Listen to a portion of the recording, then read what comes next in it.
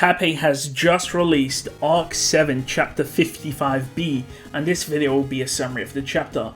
I highly recommend you check out my Arc 7 Chapter 54B video. By the way, I actually didn't make an Arc 7 Chapter 54B video because that chapter is essentially my interlude, which I've made a video on. So go watch that video, which covers the interlude, so you know exactly what I'm talking about. Anyways, let's begin. The chapter begins just before Madeline's arrival at the city of Guaral. A peach-haired boy mutters that he has failed. Schult decided he would only serve one master for the rest of his life. A long time ago, he was left on the side of the road, chomping on mud, and it was almost his last ever meal. But then he met a dazzling sun. That way of life that burned up all around him changed the way he was and made him the man he was today. That's the reason why he wants to do everything for his master. However, Schult failed. He was tasked with filling up the bathtub with hot water, but he messed up the magic ore and caused it to overflow, creating problems for Priscilla and Rem, who has a limp. Al and Priscilla tell Schult that he doesn't actually need to change. However, Schult wants to be more dependable. Schult is learning how to use a sword from Heinkel and prefers Heinkel's teachings than Aldebrand's.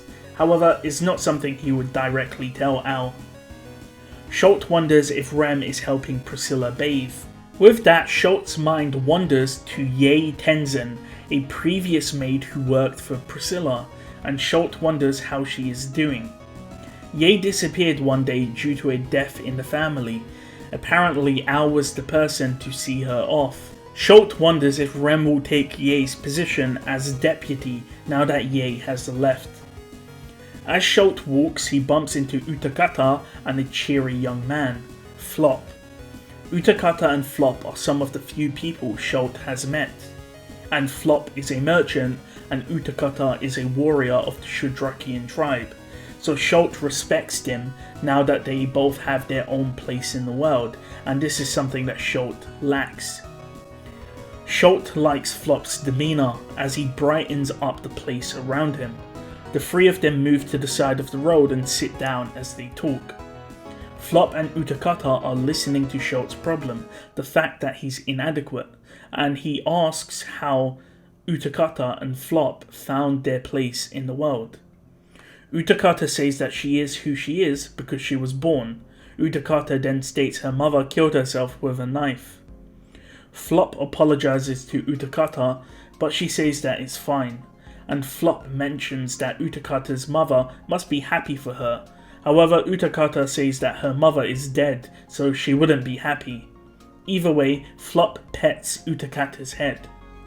Flop gives a similar answer, stating that he was brought up with the people around him, namely his sister. Flop explains that he lived in an orphanage.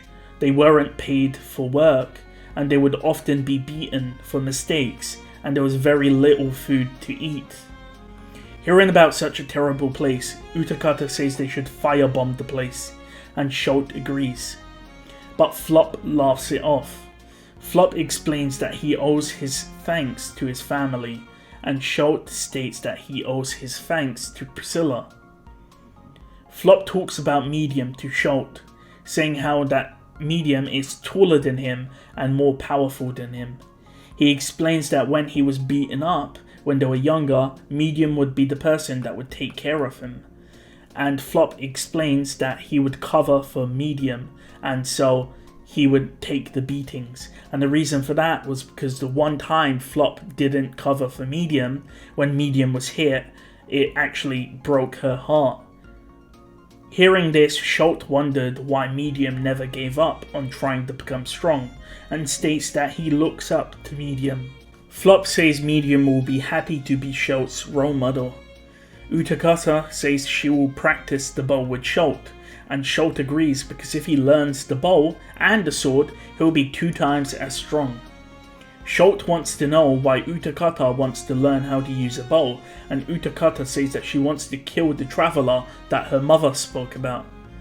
However, Flop shouted and told Utakata and Schult to get off the street as the sky looked dangerous. With that, the scene changed. Heinkel was in the city hall alongside Dicker Ottoman and his men, and Mizelda and the Shadrakians, when he noticed that the sky became dangerous. Priscilla's tale of prophetic omens. Heinkel doesn't believe that she can actually tell the future, but he doesn't underestimate the power of vision that she possesses. After all, she looks at things from a certain angle. The difference in their height means that she can look at things from above, which ordinary people cannot see. And Heinkel has learned that in his past 40 years that it's something that he cannot change. And as a result of that, he will not dismiss Priscilla's words when he doesn't understand them. And that's the reason why he was at the city hall. Outside the window, we see that Mizelda had noticed the anomaly. Mizelda notices the black spots and gives out orders to Dicker Ottoman and states that she will prepare the Shadrakian tribe. Dicker states to raise the alarm, and Heinkel holds onto his sword. Heinkel says Priscilla will make her move soon and asks who the attacker is. Dicker states that the only person that can control all of those dragons is Madeline, a 9 divine general. Since Heinkel is the vice captain of the Royal Guards of Lagunica, he is privy to more information than most people, hence why he's aware of Madeline's existence. Likewise, Heinkel is also aware of the 9 divine general, which is stated to be on Reinhardt's level. Heinkel has no interest in protecting the city, but he knows he cannot make Priscilla upset. After all, if she becomes king, he would be chased away if he abandoned his post here. Heinkel leaves Dicker in charge and states he will do as he pleases. Unlike Mizelda and Dicker, he had no men to lead, and his title is only honorary.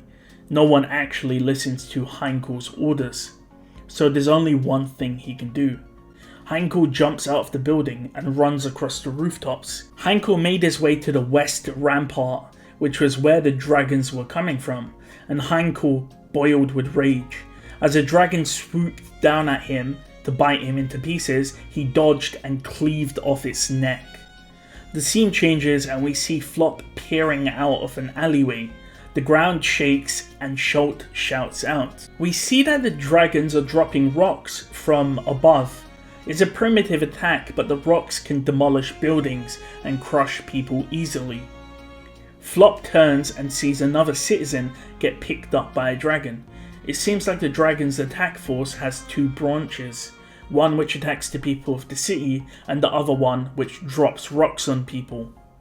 Utakata has her bow and states she can down the dragons with her bow. Flop would have trusted Holly or another Shadrakian with the task, however he saw Utakata's bow training and knew that she wasn't up to the task. Either way, Flop's goal is to save Schult and Utakata, and that's when it happens.